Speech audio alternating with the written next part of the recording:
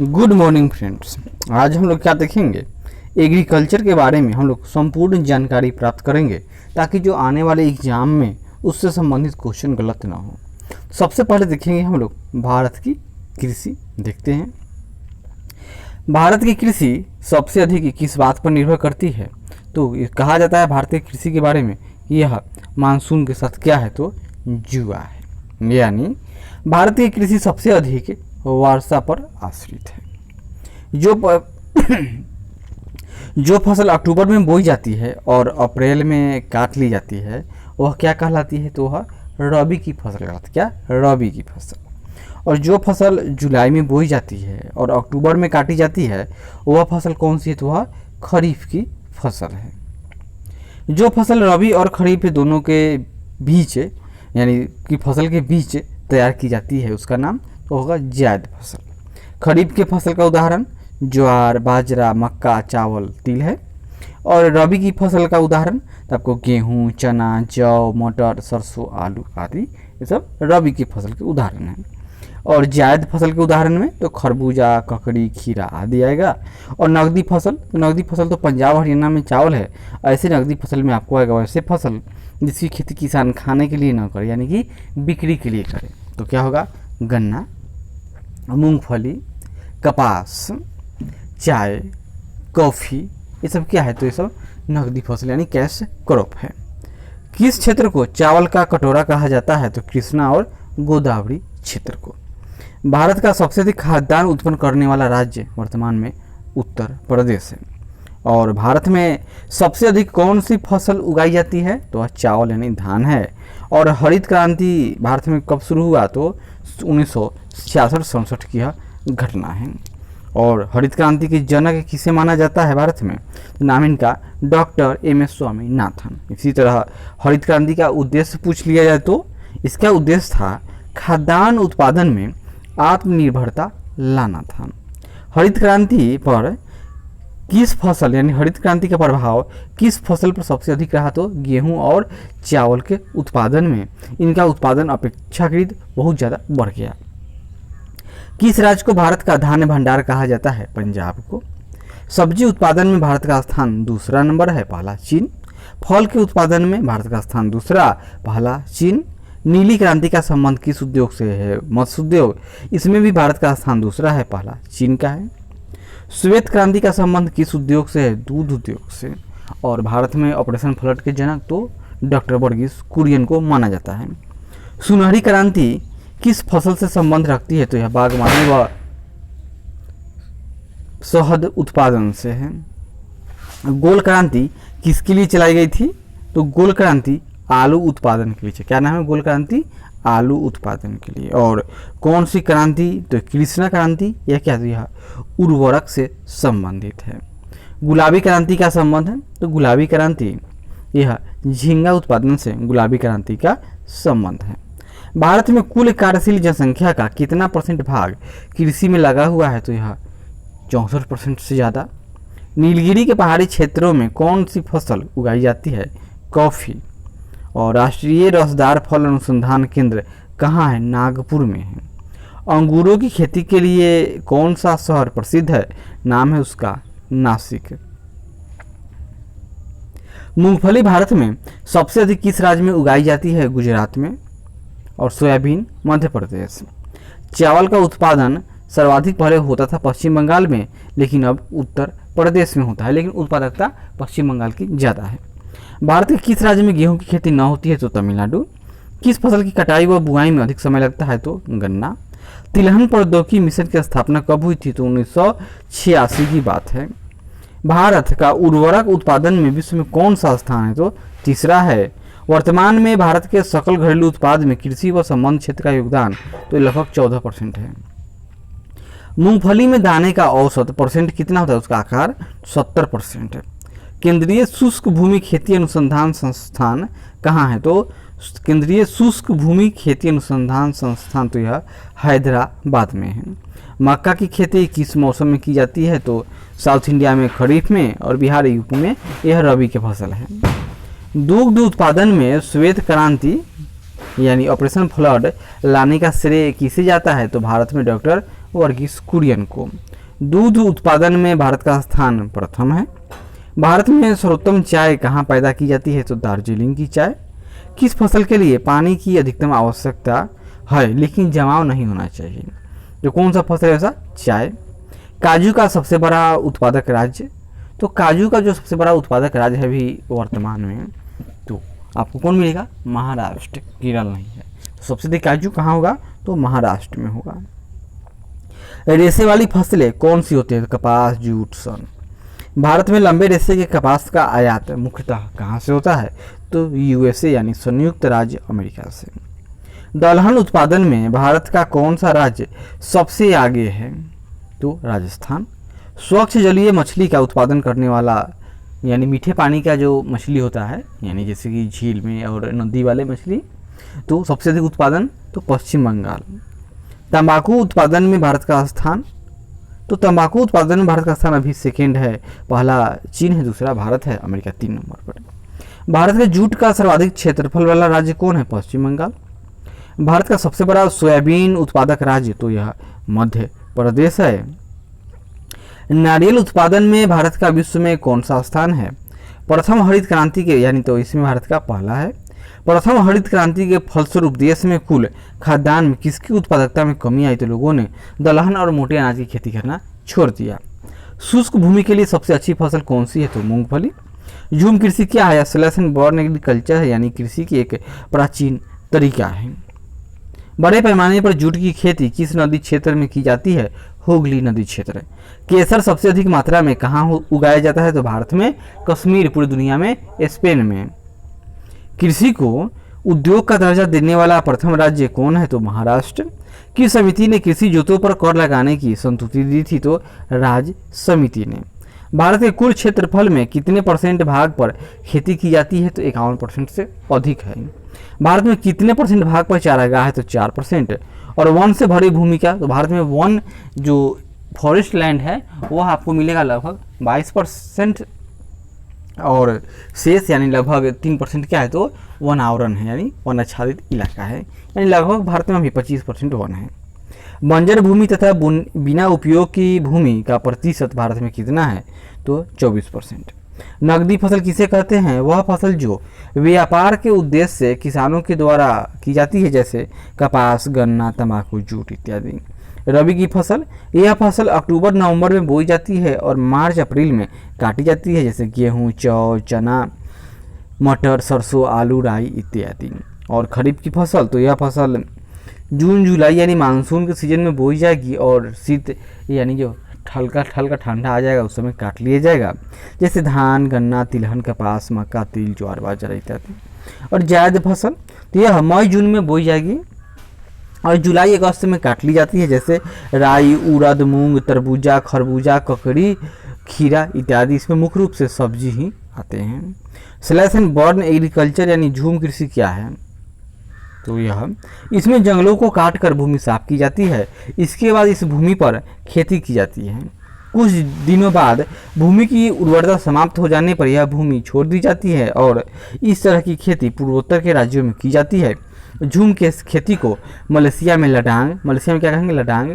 Philippines में चौगन, Mexico में milpa, Sri Lanka में चेन्ना, वेनेजुएला में कोनुको कहते हैं। देश में कुल कृषि योग्य भूमि के कितने % भाग पर गेहूं की खेती की जाती है? तो 15%। हरित क्रांति का सबसे अधिक प्रभाव किस फसल पर पड़ा? तो चावल और गेहूं पर। भारत में हरित क्रांति लाने का श्रेय किन्हें जाता है? डॉक्टर एम एस स्वामीनाथन को। और हरित क्रांति की शुरुआत तो 1967-68 में मानी जाती है। तिलहन प्रौद्योगिकी मिशन की स्थापना कब हुई थी? 1986। भारत यूरिया के मामले में कितना आत्मनिर्भर है? तो 100%।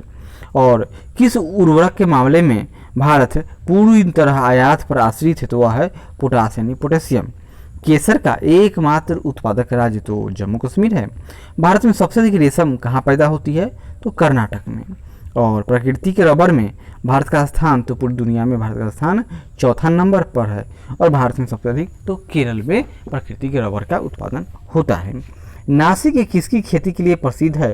तो यह अंगूर की खेती के लिए प्रसिद्ध है।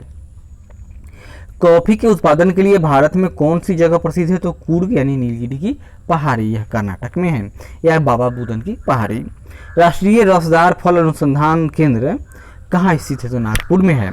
सबसे अधिक तंबाकू उत्पादित करने वाला राज्य भारत में पहला आंध्र प्रदेश, दूसरा तमिलनाडु है। विश्व में किसके उत्पादन में भारत का स्थान पहला?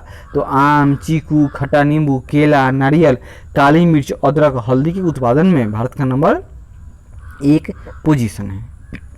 और सब्जियों और फलों के उत्पादन में विश्व में भारत का स्थान तो दूसरा है। क्यों? पहला तो सब में चीन का है। विश्व में चावल के उत्पादन में चीन के बाद किस देश का नंबर आता है? तो भारत का। लेकिन निर्यात के मामले में भारत का स्थान पूरी दुनिया में नंबर 1 है। आगे बढ़ते हैं। कुछ फसल है और उसके उत्पादक राज्य, जैसे चावल, तो इसके उत्पादक राज्य पश्चिम बंगाल, उत्तर प्रदेश, आंध्र प्रदेश, बिहार, पंजाब। सबसे अधिक उत्पादन उत्तर प्रदेश में होता है। और प्रति हेक्टेयर की बात आ जाए उत्पादकता के मामले में, तो पंजाब तो सब कुछ में टॉपर रहता ही है। गेहूं, इसमें भी उत्पादन के मामले में नंबर 1 उत्तर प्रदेश है, लेकिन उत्पादकता के मामले में पंजाब का नंबर है। और वैसे हरियाणा, बिहार, मध्य प्रदेश और राजस्थान में गेहूं की खेती की जाती है। ज्वार मोटे अनाज है, तो इसका खेती कहाँ होगा? तो सेमी एरिड इलाके में, जैसे कि महाराष्ट्र, कर्नाटक, मध्य प्रदेश और आंध्र प्रदेश। दलहन, तो यह भी मोटे अनाज के अंदर ही आएगा, और जहाँ पर जो शुष्क इलाका है यानी पानी की कमी है वहाँ पर इसका भी खेती हो जाएगा, जैसे मध्य प्रदेश, उत्तर प्रदेश, पंजाब, हरियाणा, राजस्थान, बिहार, पश्चिम बंगाल, गुजरात और आंध्र प्रदेश में दलहन की खेती की जाती है। तो ज्वार में का उत्पादन कहाँ कहाँ होता है? तो ज्वार में सबसे अधिक महाराष्ट्र, कर्नाटक, मध्य प्रदेश, आंध्र प्रदेश। फिर दलहन, तो दलहन में मध्य प्रदेश, उत्तर प्रदेश, पंजाब, हरियाणा, राजस्थान, बिहार, पश्चिम बंगाल, गुजरात और आंध्र प्रदेश आदि राज्यों में दलहन का उत्पादन होता है। इसी तरह बाजरा, तो बाजरा सबसे ज़्यादा कहाँ होता है? तो बाजरा में नंबर 1 गुजरात या राजस्थान, कमेंट कीजिएगा। फिर जौ का उत्पादन उत्तर प्रदेश, राजस्थान, बिहार और पंजाब में है। इसी तरह तिलहन में भी गुजरात आगे है, कभी गुजरात तो कभी राजस्थान, ये दोनों आगे पीछे होते रहते हैं। मूंगफली में 1 नंबर गुजरात है। गन्ना उत्तर प्रदेश अभी टॉप पर चल रहा है, इसने महाराष्ट्र को पीछे छोड़ दिया है। और कहवा में कर्नाटक का स्थान सब दिन से 1 नंबर रहता ही है। चाय, तो चाय के लिए प्रसिद्ध है असम है, पश्चिम बंगाल और दक्षिण में तमिलनाडु, केरल, आंध्र प्रदेश और महाराष्ट्र। पटसन यानी जूट, तो पटसन में 1 नंबर कौन है? पश्चिम बंगाल और दूसरे नंबर पर बिहार है। और कपास, तो कपास का जो सबसे अधिक उत्पादन होता है वह महाराष्ट्र के दक्कन क्षेत्र और गुजरात आदि राज्यों में होता है। तंबाकू, तो तंबाकू में सबसे अग्रणी राज्य आंध्र प्रदेश है। इसी तरह काली मिर्च, तो काली मिर्च यह मुख्य रूप से केरल, कर्नाटक, तमिलनाडु और पुदुचेरी, लेकिन नंबर 1 केरल है। हल्दी, तो हल्दी में सबसे ज़्यादा उत्पादन हल्दी का आंध्र प्रदेश में होता है। इसी तरह काजू, तो काजू के लिए जो प्रसिद्ध है वह अभी नंबर 1 पर महाराष्ट्र चल रहा है। 1 मिनट। तो काजू में केरल या महाराष्ट्र यही दोनों 1 या 2 नंबर रहते हैं। आगे बढ़ते हैं। फिर कृषि में सिंचाई से संबंधित बार बार क्वेश्चन आता है, जैसे भारत में शुद्ध बोए गए क्षेत्र के कितने प्रतिशत भाग पर सिंचाई की सुविधा उपलब्ध है? तो यह अभी भी 50% के ही आसपास है। यह 33% पुराना डाटा है, वर्तमान में यह लगभग 46% है। और कितना है तो यह क्वेश्चन नहीं आएगा। वर्तमान में भारत में सबसे अधिक सिंचाई किन साधनों से होती है? तो वह नलकूप से। देश में नहरों से कितने % भाग सिंचित है? तो वह लगभग 33% है। और देश में कुआं और नलकूप से, तो यह तो पूरा भी 60% से ज़्यादा तो नलकूप से ही सिंचित होता है। सबसे अधिक नलकूप और पंप सेट कहाँ है? तो यह अब सबसे अधिक नलकूप वर्तमान में उत्तर प्रदेश में है, यह पुराना है। सिर्फ नलकूपों की सबसे अधिक सघनता वाला राज्य तो उत्तर प्रदेश। सिर्फ नलकूप। तालाब से सिंचाई की दृष्टि से किस राज्य का स्थान प्रथम है? तो वह तमिलनाडु है। और नहरों द्वारा देश में कुल सिंचित क्षेत्र का सबसे अधिक भाग किस राज्य में है? तो यूपी यानी उत्तर प्रदेश में है। देश में कौन सा राज्य ऐसा है जहां सिंचाई के लिए सिर्फ के लिए सभी साधनों का इस्तेमाल किया जाता है? तो वह है आंध्र प्रदेश। कुल कृषि भूमि में सबसे ज़्यादा सिंचित भूमि किस राज्य में है? तो उसके हिसाब से परसेंट वाइज तो पंजाब, यानी लगभग पूरा का पूरा पंजाब सिंचित है। आगे भारत की मिट्टियों से संबंधित भी क्वेश्चन आते हैं, जैसे किसी देश की कृषि का मुख्य आधार क्या है? तो उस देश की मिट्टी वह उपजाऊ है, अनुपजाऊ है, ये क्या कैसी मिट्टी है। भारत में कितने प्रकार की मिट्टी पाई जाती है? तो 8, याद कर लीजिए कितने? तो 8।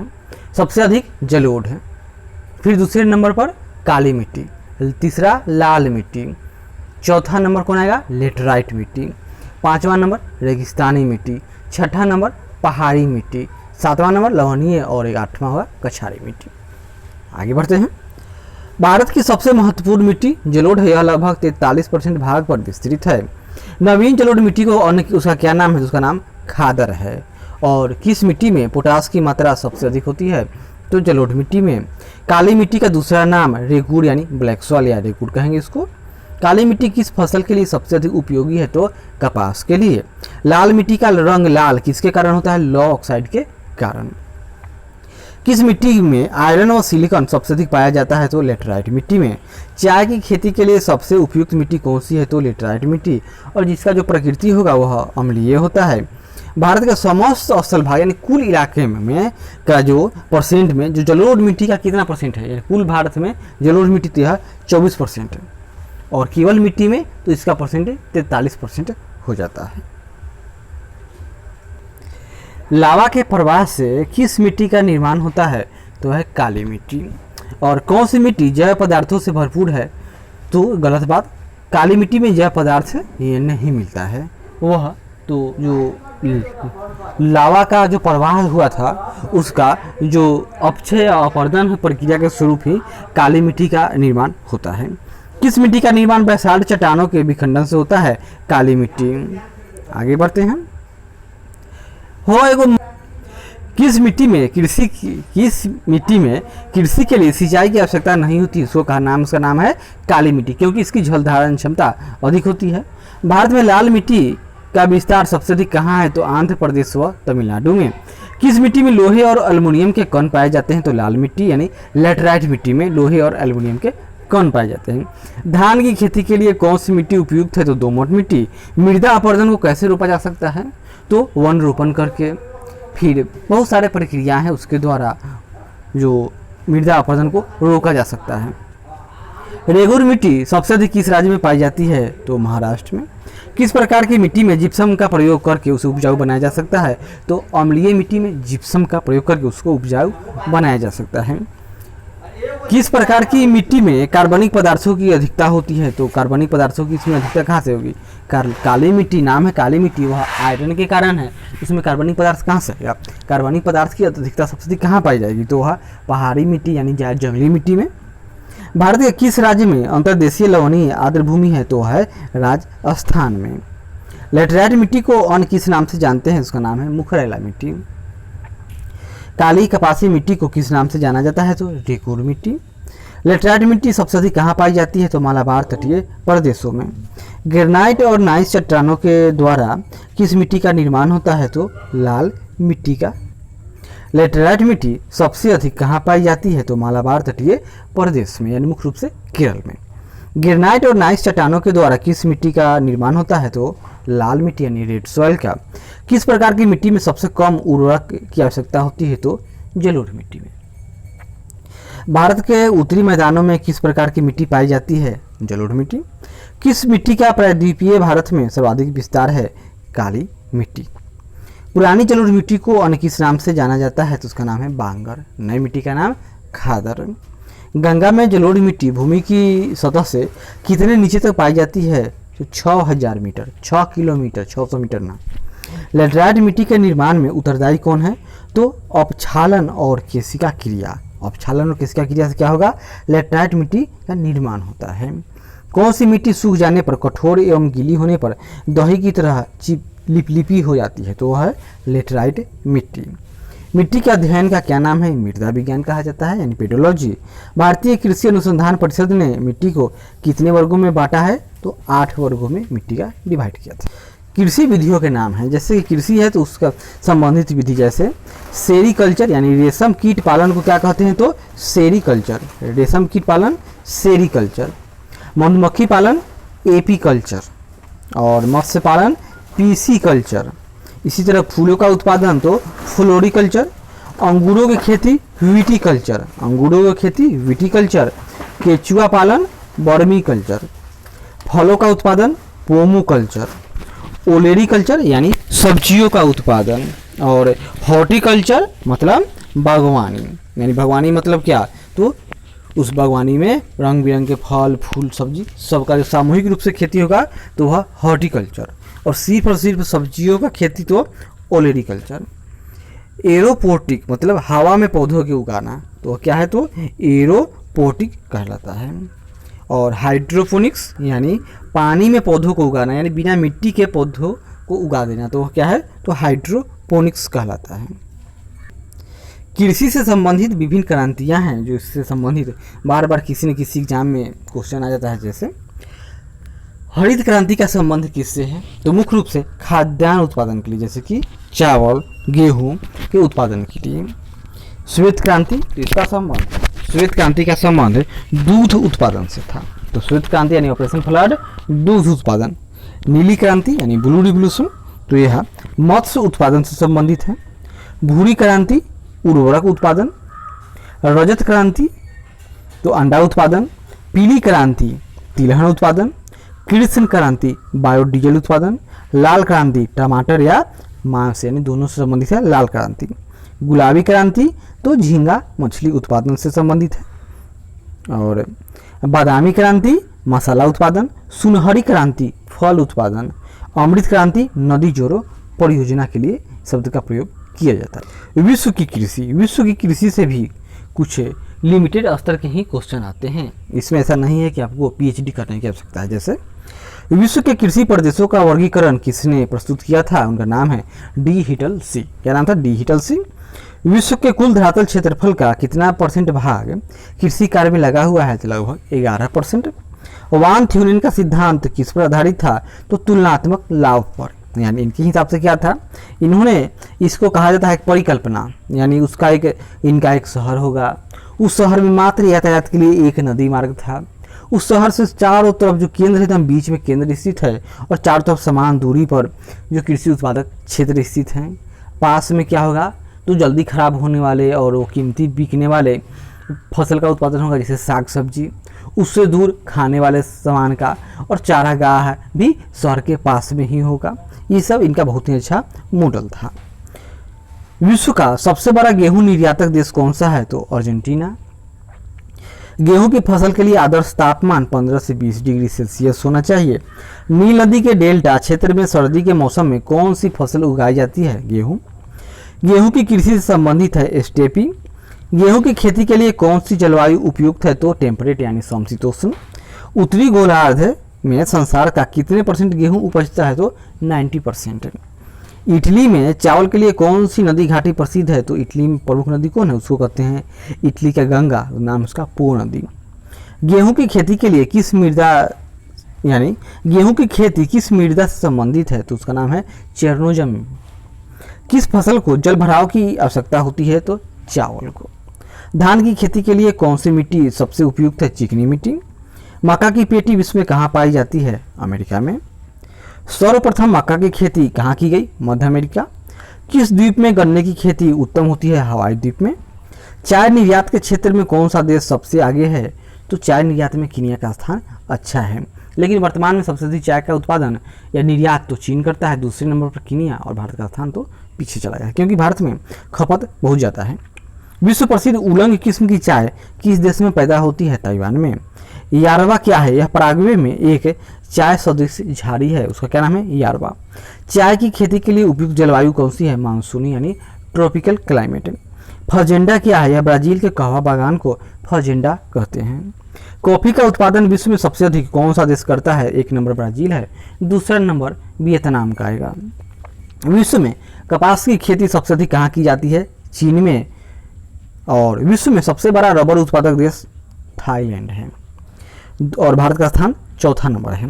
दुग्ध उत्पादन में विश्व का प्रथम देश भारत, और किस में, टोटल दूध में और भैंस के दूध में, गाय में आज भी अमेरिका नंबर 1 है। दुग्ध उत्पादन में विश्व का प्रथम देश भारत है। ट्रांसजेनिक फसलों का सबसे बड़ा उत्पादक देश चीन है, इसमें भारत का स्थान 5वां है। कौन सी घाटी अफीम की खेती के लिए प्रसिद्ध है, तो उसका नाम है इजमीर की घाटी। क्या नाम है, इजमीर की घाटी। जूट उत्पादन में भारत का स्थान पहला है, और महानगरों के बाहरी भाग में की जाने वाली फलों फूलों और सब्जियों की गहन कृषि को क्या कहते हैं, तो यह बाजार कृषि है। सबसे अधिक सघन खेती कहाँ प्रचलित है, जापान में। विश्व में बागवानी कृषि का विकास कहाँ हुआ है? तो दक्षिण पूर्व एशिया में। स्थानांतरणशील कृषि का शुभारंभ कहाँ से हुआ? तो थाईलैंड से माना जाता है। भारत किसका सर्वश्रेष्ठ उत्पादक और उपभोक्ता है? तो चाय का। भारतीय कपास किस किस्म की है? तो यह छोटे रेशे वाली है। विश्व में सबसे अधिक जूट उत्पादन क्षेत्र कौन सा है? तो गंगा ब्रह्मपुत्र का डेल्टाई मैदान। रेशम उत्पादन हेतु व्यापारिक स्तर पर रेशम के कीड़ों को पालना क्या कहलाता है? सेरिकल्चर। जमीन पर फैलने वाले सब्जियों की व्यापारिक कृषि क्या कहलाती है? ओलेरिकल्चर। और विषुवतीय प्रदेशों में कपास की खेती क्यों नहीं होती? क्योंकि वहाँ वर्षा अधिक होता है। कृषि किस प्रकार की मानवीय आर्थिक क्रिया है? तो यह प्राथमिक सेक्टर का कार्य है। विश्व में सबसे उत्तम स्वाद वाला कहवा किसे माना जाता है?